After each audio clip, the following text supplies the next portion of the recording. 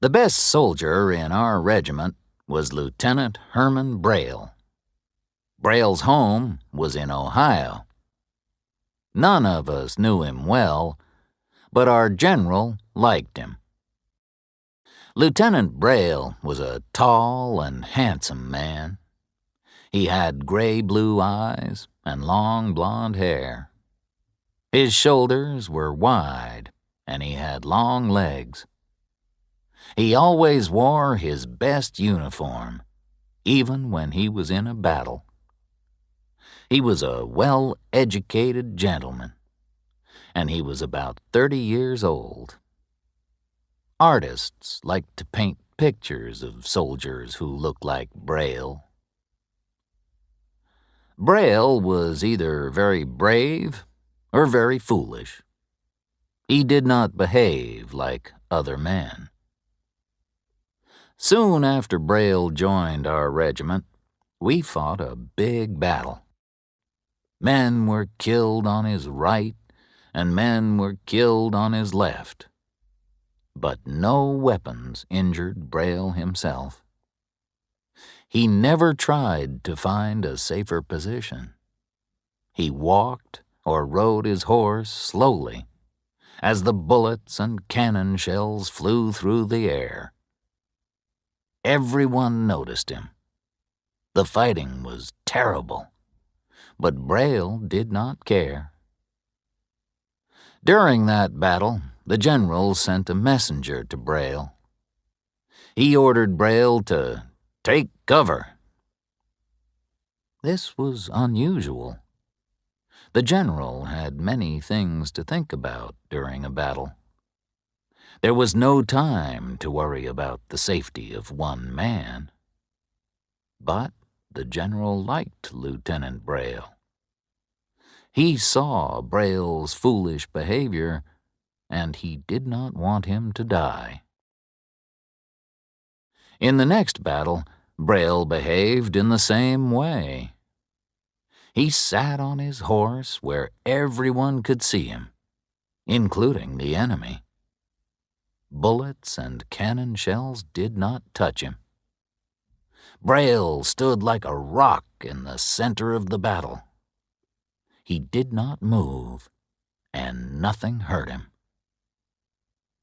After that, we decided that Braille was neither brave nor foolish. He was simply very lucky.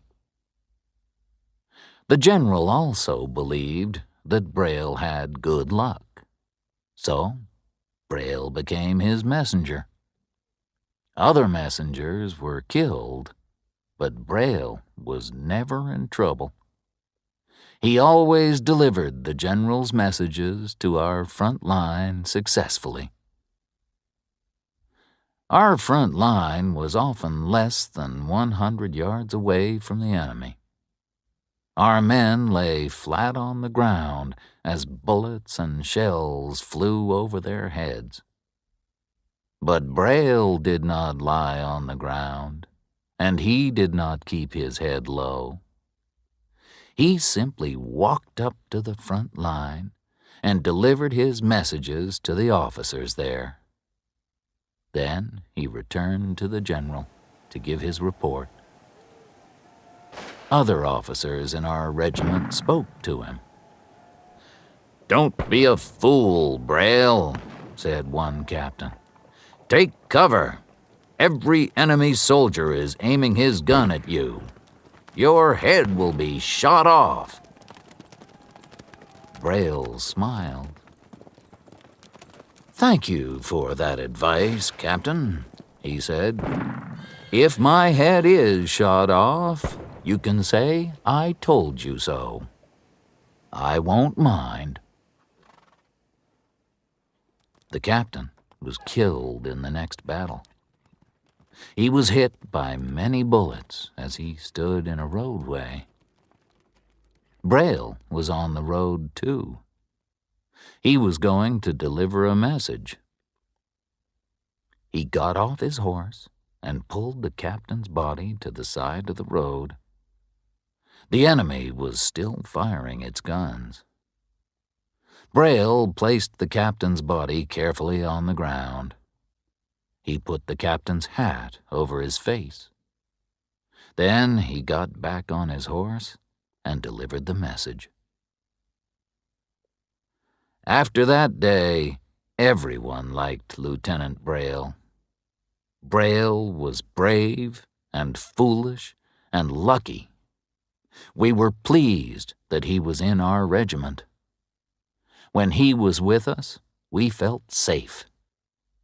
We wanted his luck too. But Braille could not be lucky forever. He was lucky now, but luck does not last.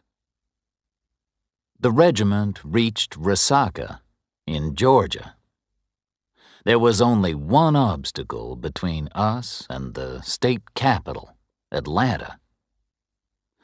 The enemy had built a line of earthworks at Resaca. The Confederates were behind these earthworks. They were going to stop us reaching Atlanta. The earthworks ran through flat, empty ground and along the top of a ridge. There were trees at each end of the flat ground. Our regiment stopped moving forward, and we camped. We knew that we were in a good position. Our picket line was in the shape of a half circle. It went between the two groups of trees. In front of us, there was a big field. The ground was soft and wet and had many stones. It is the kind of rough ground that horses cannot cross easily. The trees were not a problem. They gave us plenty of cover. But we could not move forward easily across the field. There were too many Confederate guns behind the earthworks. We waited for the Confederates to attack us. We expected them to attack at night. Our general was in the trees at one end of the half circle. He wanted to send a message to Colonel Ward, who was at the other end of our picket line. The general spoke to Braille. "Lieutenant, take this message to Colonel Ward," he said. "Tell the colonel to move his men forward.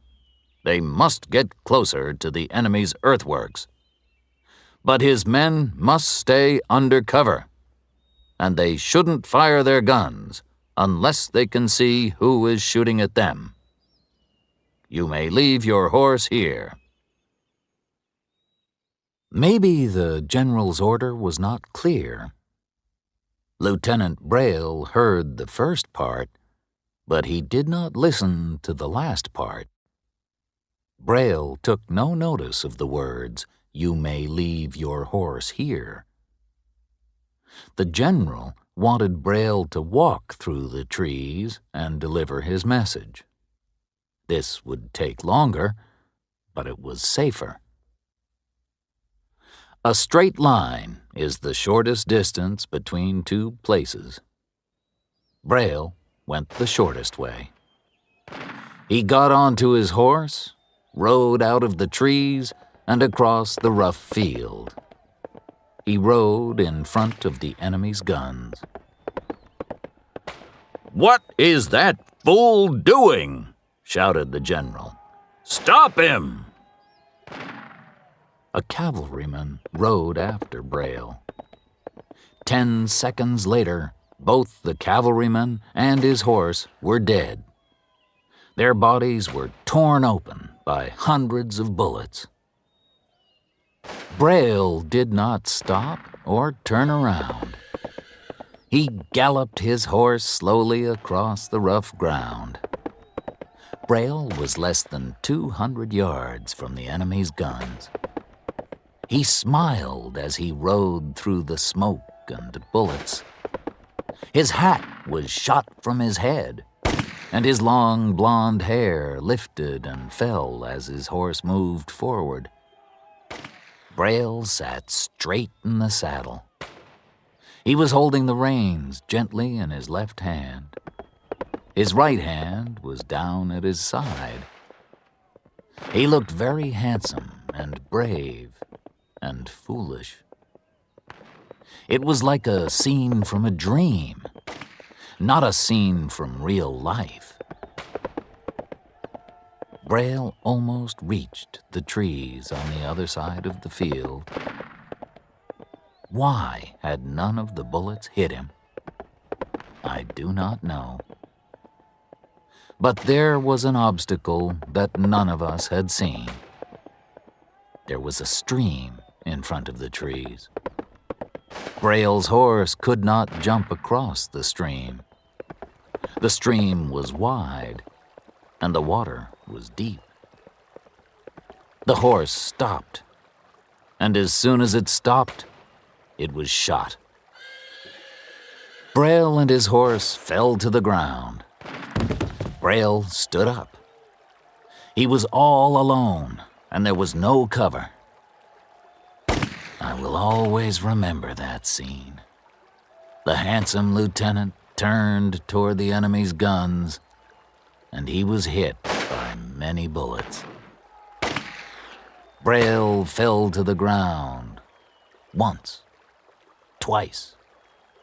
Each time he stood up again. I will always remember the expression on his handsome face. He smiled. When he fell for the last time, all the Confederates stopped firing their guns. 4 men from our regiment walked onto the field. They followed a sergeant who carried a white flag. They picked up Braille's body. As our soldiers walked back to our picket lines, several Confederate officers walked toward them. They took off their hats and helped our men to carry Braille's body. They carried Braille back to his own picket lines. The general gave Braille's belongings to the other officers in our regiment. He gave me a small book with a leather cover. It was Braille's notebook. "Remember Herman Braille," the general said. "He was foolish, but he was very brave." There was a letter inside the book. It was a love letter. It had been written by a woman called Marion Mendenhall. The address was in San Francisco. The last paragraph said, "Lieutenant Winters has visited me, but I don't want to see him again. He was injured in a battle at Virginia. He said that you were in that battle too. Lieutenant Winters told me that you weren't hurt because you hid behind a tree. I'll always hate him because he said that. He wants me to think badly of you. I don't believe his words.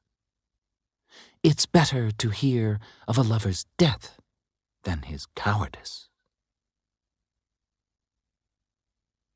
A year later, the war ended, and I went to California.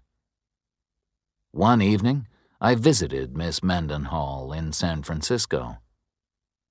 I met the young woman in her fine house on Rincon Hill. Marion Mendenhall was beautiful and charming. Only a brave and handsome officer should be her husband.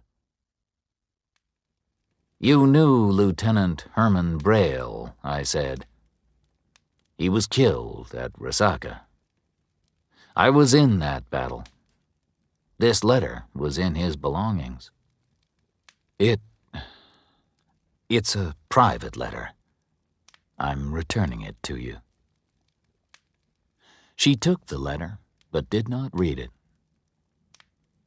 "You're very kind to bring it to me," she said, "but it isn't important." Suddenly, she looked at the letter. and her face became pale. There's a stain on it, she said. Surely this stain isn't... It's not blood, is it? Madam, I said, I'm sorry, but that is the blood of a very brave officer. It was a cold day. A fire was burning in the fireplace.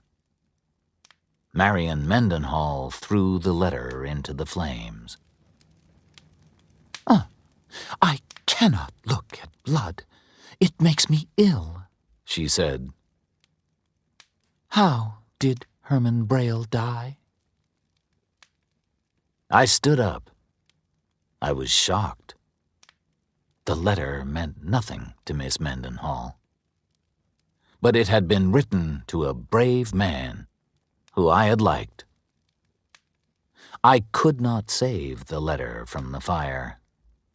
It was completely destroyed. Miss Mendenhall repeated her question. How did he die? She asked. She turned her face toward me. The light from the burning letter shone in her eyes. Now her cheeks had become red. The color reminded me of the stain on the letter. She looked very beautiful. He was killed by a snake, I replied.